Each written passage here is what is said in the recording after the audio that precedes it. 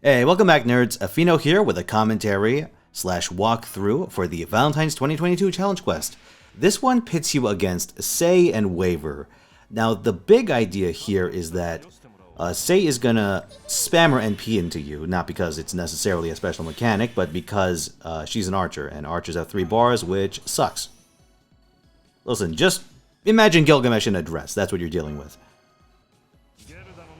Now, you may have just noticed that Waver immediately gets full charge. That's quite annoying. Depending on what team you're using, you can counter that by, like, charge draining him. But what you can't do is NP sail him. Yeah, this makes picks like Karna somewhat less effective, although, you know, still use them. You just can't NP sail with them.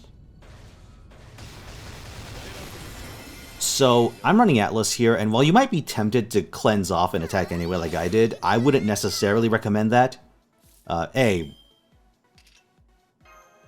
you're gonna need that later, and B, this initial turn isn't super consequential, so unless you're sitting on like a Jean Brave Chain or something. Oh, never mind. I am sitting on a Jean Brave Chain. I forgot about that. Yeah, consider holding it otherwise. Now, there's a mechanic of this fight that I'm gonna largely ignore, but I'll explain it anyway because why the hell not?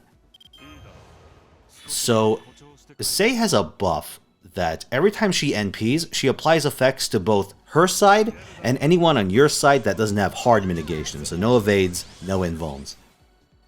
This particular effect actually rotates throughout the fight. At first it's like an attack buff, and then it's like a health buff. Oh shit, I think after that it's like an NP damage buff. Yeah, it's an NP damage buff, and then it's like a big heal for her and consistent charge for you. It's like a 10-turn buff. It's really cool. Now, you don't necessarily want to be in the position of eating Sei NPs every 3 or fewer turns. It really sucks. Although, if you were inclined to do that, you could run like some sort of mutant mash team. A lot of lancers. It'll be messy, but it should be doable. Instead, I chose a different attrition-style, sort of low-budgety team. This one uses Jean as the core. Now, I will strongly recommend getting one with a Limit Broken Prisma Cosmos, which means you'll need to go friendless hunting. The good news is that the rest of this team I have assembled here should be quite accessible, if you're a long-time player anyway. Not even that long time. Because it uses Kagetora and Ryoma, both of which had... Yeah, they were both last year, weren't they? Ryoma with a rerun, Kagetora with the first run. Let's see, this year should be Gura Final Hinoji and Yamatai, so yeah. So the point is that if you've been playing last year, you should have both. Otherwise, I run Hans. I borrow a friendless George just as filler. He's not really necessary, so if you're missing any one component of this team, you can just get it off your friends list. For my finisher, I opted for Ryoma. Now, you don't have to run Ryoma.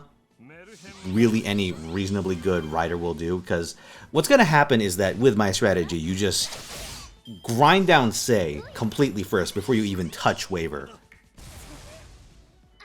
And by the end of this, it should be like a 2v1 or like a 1v1 between your rider and Waver.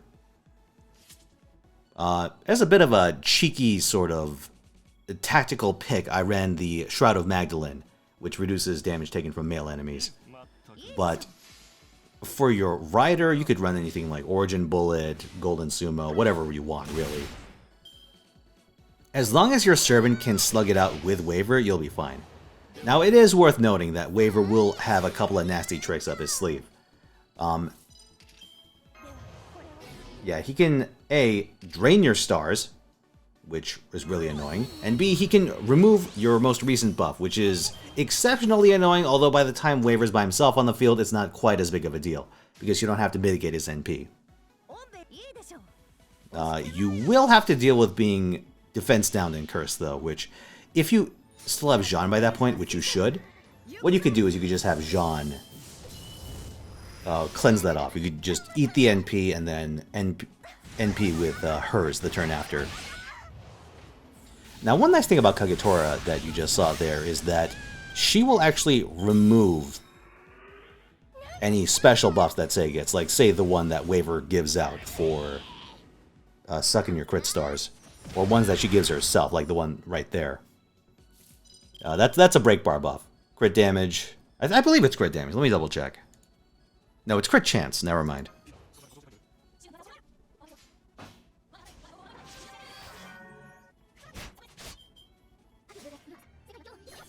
But yeah, here I would actually say that your purpose isn't to spam out Kagetora NPs as often as possible. What you're really trying to do is to maintain uptime on Jean's NP. That's your lifeline. And both of these enemies have charge accelerants. And because of that, you'll need to stay on your toes and also try to keep Jean's stun free. Because there are situations where, say, Waver's going to NP you this turn, and then Sei's going to NP you the next turn. And if you get your charge drained, or God forbid, stunned by Waver, it's going to be quite rough to survive Sei. So for that reason, I would recommend keeping various combinations of your cleanse and stun available.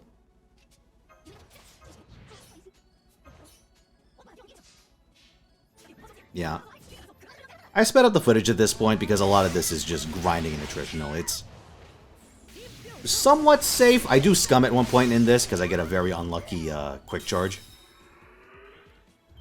But by and large, it's just rinse and repeat here. So at Sei's second break, she will give everyone a tick of charge. All of her side a tick of charge, rather. So just keep that in mind so you aren't surprised.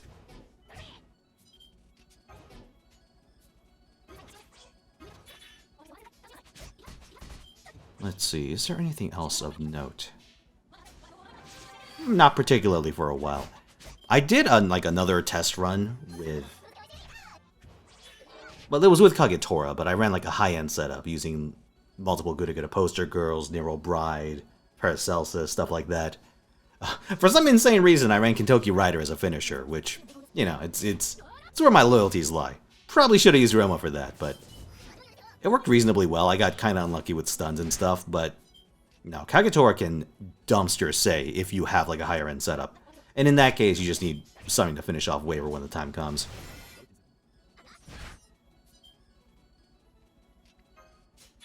This, though, is about as low econ as I was willing to put up with. Unfortunately, a lot of the lower rarity Lancers don't play nice with Arch teams, so I opted to just stick with Kagetora on this one.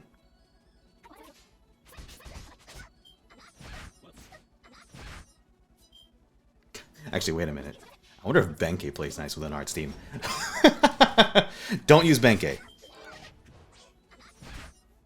Terrible idea. Not like he deals damage anyway.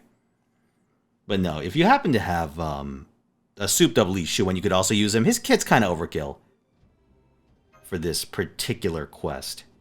But, you know, if you want to use him, you could probably get away with it. Now, I haven't tested this myself, but you could also probably try using servants like Finn McCool or Melt Lancer. The one thing you want to avoid is popping Waver's bar, but you may be able to finagle a situation where it's not that big of a deal. Because you see, what happens when Waver pops his bar is that he has a huge suite of buffs that he gives. It's a single target buff, and if Sei's around, she gets it. It gives like defense penetration, invuln, and a full like NP bar.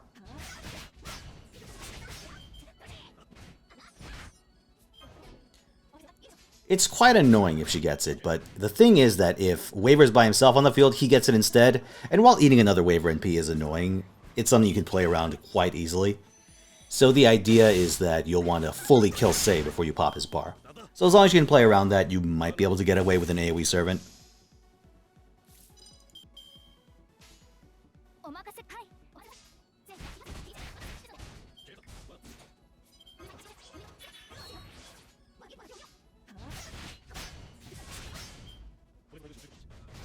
Holy shit, this is still going on. I'm gonna have to speed this footage up even more.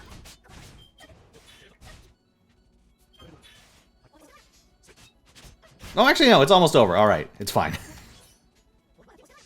The nightmare is almost done. Yeah, a real tragic thing about these low econ runs is that they take fucking forever. I think the raw recording for this is like half an hour long. Pretty unpleasant stuff, but you know, that's the price of running such a strong defensive front line. It's really just waiting for like a half-decent Ryoma hand. Now, what I could have done once Sei went down was that I could have just started popping Jean's NP, like, whenever I had it, just to keep everyone healthy and stuff. But I decided not to. Like, the run was slow enough as it is, so I decided to intentionally not use everything I had, just to make sure that Ryoma got on the field. A little wishy-washy about it, but you know, beats adding like another 15 minutes to my clear time.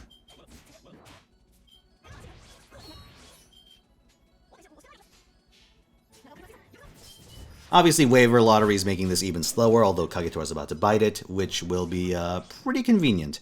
Now, if you wanted to, you could probably just beat waiver down with Kagetora, but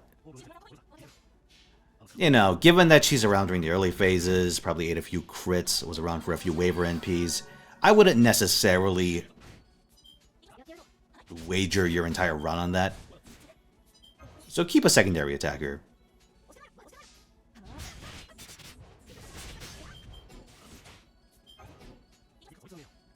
Truth be told, it's not a super difficult fight. Well, not difficult at all, it's just kind of tedious to do with this strat. But yeah, if you have a taste for a bigger dick clears, you should have zero problem with this one. But yeah, as we wrap this up, waiver gives me an extra bit of free charge, so I'll be using that to finish him off. But yeah, that's all I got. Like if you like this video, subscribe for more. Let me know if it somehow helped you. God, this was a lot drier than I'd anticipated. But with that said, yeah, have fun farming Valentines. It's a fun event, if lightweight, which, you know, I'm not complaining. But with that said, everyone, I'll see you next time. Peace.